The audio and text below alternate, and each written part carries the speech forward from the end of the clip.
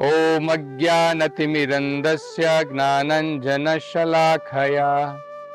चक्षुरुन्मीलितं येन तस्मै श्री गुरवे नमः। हरे कृष्णा। आप सभी भक्तों का आज की कृष्ण कथा में हार्दिक अभिनंदन है। आज हम भगवान कृष्ण ने किस प्रकार से कंस के द्वारा भेजी गई पूतना राक्षसी का वध किया, उसके विषय में चर्चा करेंगे। भगवान कृष्ण जब उन्होंने आधी रात को जन्म लिया, आज भी सारे विश्व में उस समय जन्माष्टमी के रूप में भगवान का जन्मदिन मनाया जाता है। जन्माष्टमी के अगले दिन जब नंद महाराज ने सभी व्रजवासियों को बुलाया और बड़े धूमधाम से एक उत्सव आयोजन किया, उसे नंदोत्सव कहा जाता है।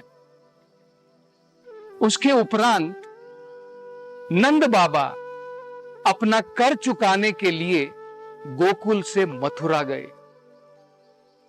अपना कर चुकाया और वहां पर वसुदेव के साथ उनकी भेंट हुई।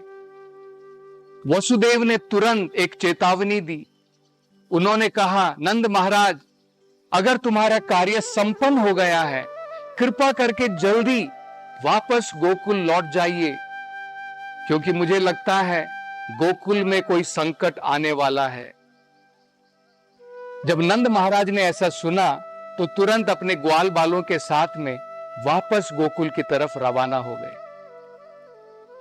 रास्ते में सोच रहे थे, भयभीत हो गए कि कहीं भगवान कृष्ण के ऊपर, उनके बच्चे के ऊपर कोई विपदा ना आ जाए, संकट ना आ जाए। तुरंत उन्होंने भगवान की शरण ली। जिस प्रकार से छोटा बच्चा जब भयभीत हो जाता है अपने माता पिता की शरण लेता है, ठीक इसी प्रकार से भगवान का भक्त किसी भी संकट की स्थिति में भगवान की शरण लेता है। वहां पर मथुरा में कंस ने जब ये रात की घटना अपने सलाहकारों को बताई कि किस प्रकार से देवकी का 8वां पुत्र नहीं पुत्री थी और उसका वध नहीं हुआ, तो उनके सलाहकारों ने बड़ी चिंता व्यक्त की। उन्होंने कंस को सलाह दी कि हमें ऐसा करना चाहिए कि आज से 10 दिन पीछे जितने भी बच्चों ने जन्म लिया है, जितने भी शिशुओं ने जन्म लिया है, उन सब का हमें वध कर देना चाहिए। दूसरी सलाह उन्होंने कंस को दी, न केवल नवजात शिशुओं का वध करेंगे, हम ब्राह्मणों का, साधुओं का, गौ माता का, इनका भी वध करेंगे, क्योंकि इन ब्राह्मणों के द्वारा वेदों का ज्ञान, इन संतों के द्वारा अनेक प्रकार की तपस्याएं, यज्ञ किए जाते हैं जो भगवान विष्णु की संतुष्टि के लिए है।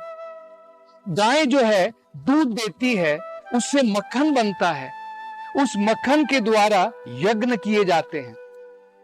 इसलिए अगर हम इनका वध कर देंगे तो एक प्रकार से ये विष्णु के वध के बराबर है। और कंस, तुम चिंता मत करो, तुम्हारे सामने तो सारे देवतागण घबराते हैं। जहां तक विष्णु की बात है, हमें डरने की जरूरत नहीं है, क्योंकि विष्णु, उन्होंने तो सबके हृदय के अंदर में प्रवेश करने के बाद वहां पर आश्रय ले लिया है, वो बाहर नहीं आने वाले। जहां तक शिव जी का सवाल है, उन्होंने तो एक प्रकार से सब कुछ त्याग दिया है, अब वो वन में चले गए हैं। ब्रह्मा जी, वो तो केवल अपने ध्यान में मग्न है। और इंद्र, उसका क्या है, वो तो आपके सामने एक बिल्कुल तिनके के बराबर है। तो हमें जल्द ही इस प्रकार का कार्यक्रम रचाना चाहिए कि इन सभी का, जो हमने योजना बनाई है, इसको हम पूर्ण कर सकें। वेदों में बताया है, इस प्रकार का कर्म घोर कर्म कहलाता है। भगवान इस अपराध को अपने ऊपर हुए अपराध से भी बढ़ कर के देखते हैं। इसके द्वारा जो भी हमारे जीवन के अंदर में आशीर्वाद है, जैसे आयु हो, श्रिया हो, अनेकों प्रकार के जो हमारे आगे जाने के जो मार्ग हैं, वो सब बंद हो जाते हैं। तो मूर्ख कंस ने अपने सलाहकारों की बात मानी और उसके अनुसार उसने साधुओं को, भगवान के भक्तों को, ब्राह्मणों को, गाय को पीड़ा देना प्रारंभ किया। उसने एक राक्षसी को बुलाया जिसका नाम था पूतना। पूतना के पास में एक प्रकार से योगिक शक्तियां थी, जिसके द्वारा, इस काली शक्तियों के द्वारा वो आकाश में उड़ सकती थी। उसे खेचरी भी कहते। खे का मतलब होता है आकाश, चरी मतलब जो वहां पर विचरण कर सकता है, और वो कोई भी आकार ले सकती थी। और उसकी खासियत ये थी कि छोटे बच्चों का वो वध कर देती थी। तो पूतना ने क्या किया, अपने आप को एक सुंदर स्त्री के रूप में ढाल लिया और बाद में व्रज में गई और वहां पर गोकुल नगरी में वहां पर पहुंची। गोकुल नगरी में पहुंचने के पश्चात जब वो नंद बाबा के घर के अंदर जाने में प्रवेश करना चाहती थी, तो वहां पर यशोदा माई थी, रोहिणी थी, अन्य गोपियां थी। लेकिन पूतना ने इस प्रकार से अपना श्रृंगार किया था, ऐसा प्रतीत होता था मानो स्वयं लक्ष्मी वैकुंठ लोक से आकर के अपने पति कृष्ण से मिलना चाहती है। उसने अपने हाथ में कमल का फूल भी लिया था। इस घटना से एक बड़ा महत्वपूर्ण संदर्भ जो आचार्य बताते हैं कि पूतना के पास में इतनी सारी योगिक शक्तियां होने के बावजूद भी वो वृंदावन वासियों या वृंदावन में कोई भी तकलीफ, कोई भी संकट नहीं पहुंचा सकती थी।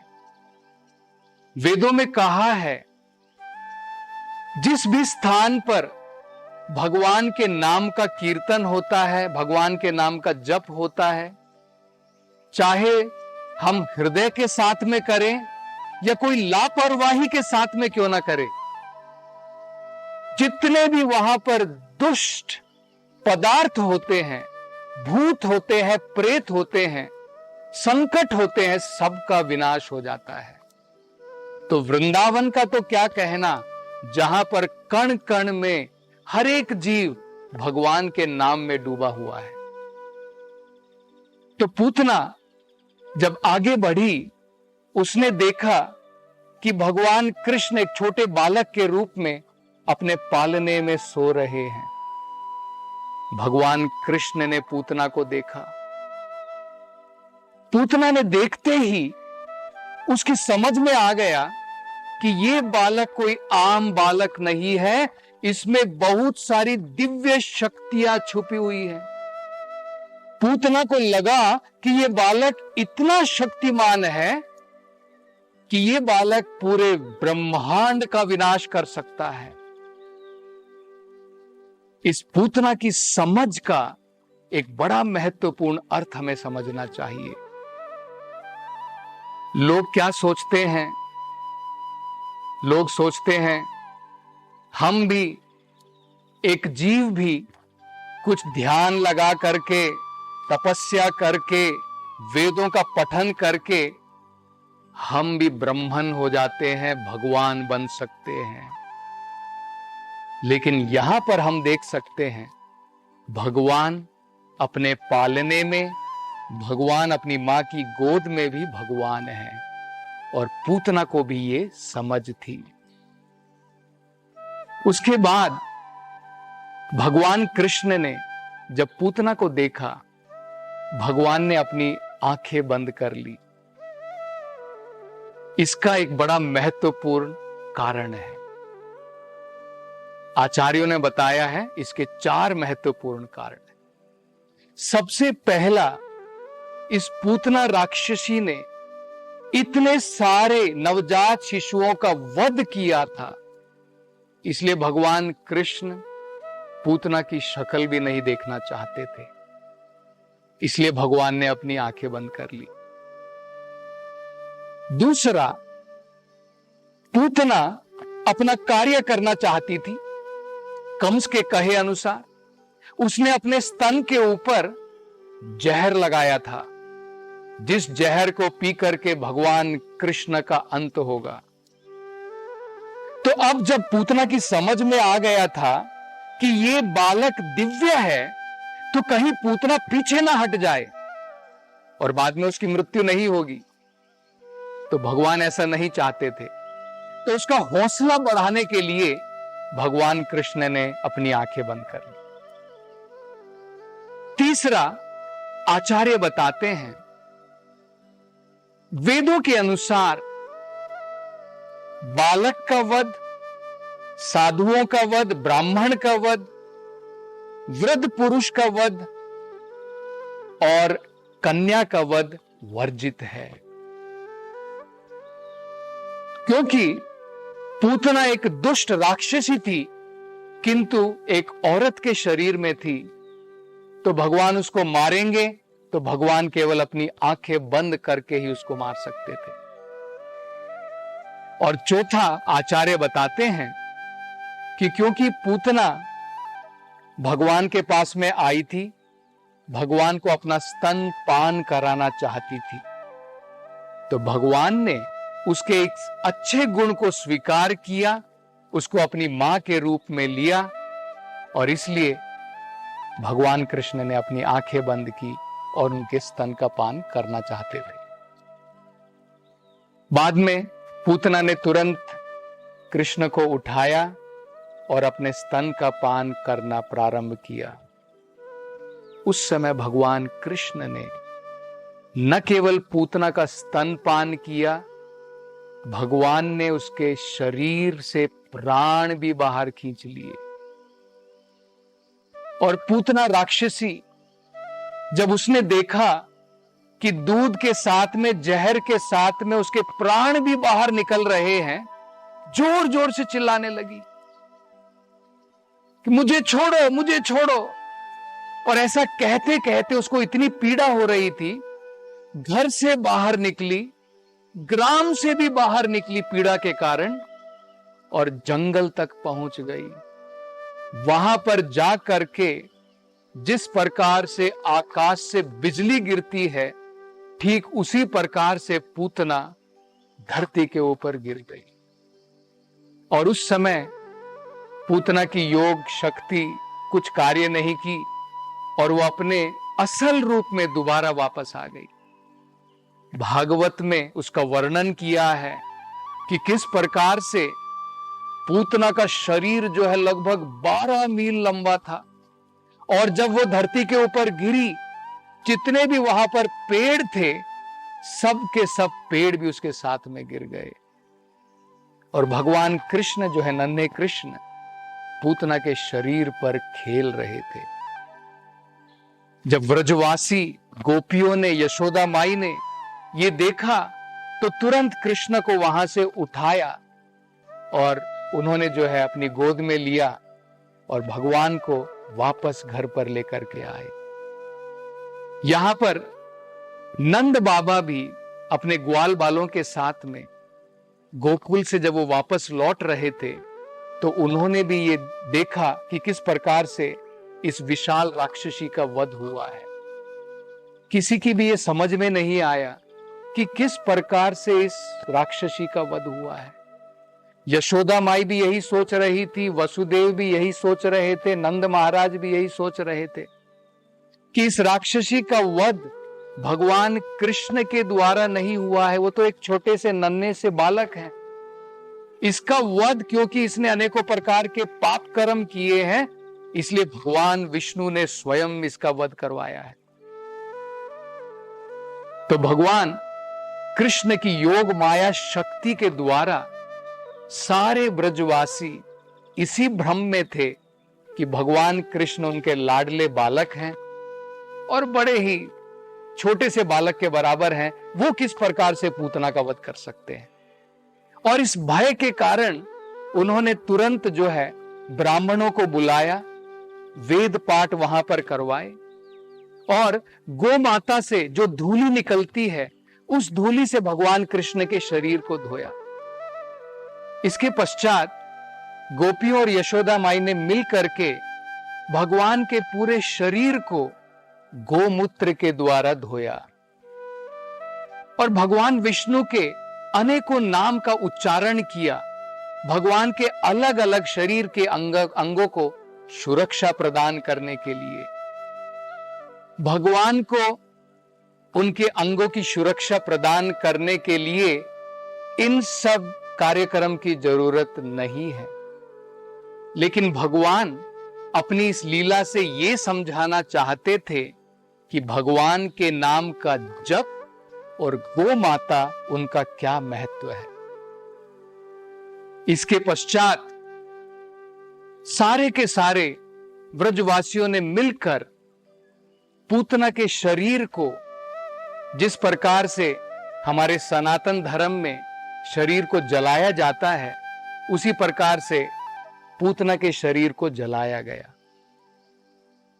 ब्रजवासियों ने देखा कि जब पूतने के शरीर को जलाया गया, उसमें से इस प्रकार की सुगंध निकल रही थी जैसे मानो अगरू की अगरबत्ती जलाई गई हो। तो ये बड़ा महत्वपूर्ण है समझना, किस प्रकार से दुष्ट राक्षसी, जिसने अनेकों प्रकार के पाप कर्म किए हो, लेकिन उसके बावजूद भी जब उसके शरीर को जलाया गया तो उसमें से अगरू की महक निकल रही थी। इसका क्या कारण था और पूतना को भगवान ने इस मृत्यु के पश्चात क्या स्थान प्रदान किया, इसको समझने के लिए हम कल की कथा में इसकी चर्चा करेंगे। हरे कृष्णा। हरे कृष्ण मूवमेंट के संस्थापक आचार्य श्रील प्रभुपाद की हार्दिक इच्छा थी कि भगवान श्री कृष्ण और श्रीधाम वृंदावन की महिमा का पूरे विश्व में प्रचार हो। हमारी आगामी मंदिर सह सांस्कृतिक परियोजना वृंदावन चंद्रोदय मंदिर श्रील प्रभुपाद के इसी उद्देश्य को समर्पित है। परियोजना के मध्य में भगवान श्री कृष्ण का एक भव्य मंदिर होगा, जिसमें हरी वनस्पतियों से आच्छादित सुंदर बगीचे, स्वच्छ जल की झीलें और छोटे छोटे पहाड़ियों से गिरते हुए झरने होंगे, जो मंदिर परिसर को अत्यंत ही सुशोभित करेंगे। यह परियोजना वृंदावन को विश्व मानचित्र पर एक अनुपम छवि प्रदान करेगी। हम आपसे अनुरोध करते हैं कि इस भव्य मंदिर के निर्माण में हमारा सहयोग करें। आपकी वृंदावन धाम की सेवा से श्री श्री राधा कृष्ण अत्यंत प्रसन्न होंगे। कृपया वृंदावन चंद्रोदय मंदिर निर्माण अभियान में जुड़ें। अधिक जानकारी के लिए संपर्क करें 8585850033 77259 77260। इस जन्माष्टमी के शुभ अवसर पर श्रीधाम वृंदावन में निर्माणाधीन विश्व के सबसे ऊंचे मंदिर श्री वृंदावन चंद्रोदय मंदिर में ठाकुर जी को माखन मिश्री सेवा का अनूठा अवसर उपलब्ध है। तो भगवान की यह सेवा करने चूके नहीं और कान्हा जी की कृपा रूपी मेवा प्राप्त करें। 1008 रुपए की यह सेवा करने वाले सभी श्रद्धालुओं को उनके घर मंदिर की ओर से भगवान का प्रसाद प्रेषित किया जाएगा। संपर्क करें 8585850033 77259 77260। एक भरोसे का हुनर उंगलियों को मिल गया, मिट गए वो फासले, वो वक्त भी बदल गया। रिश्ते पुराने हैं मगर मिलने के हैं ढंग नए, बदलाव के घुलने लगे अब जिंदगी में रंग नए। हम जहां हमारा बैंक वहां।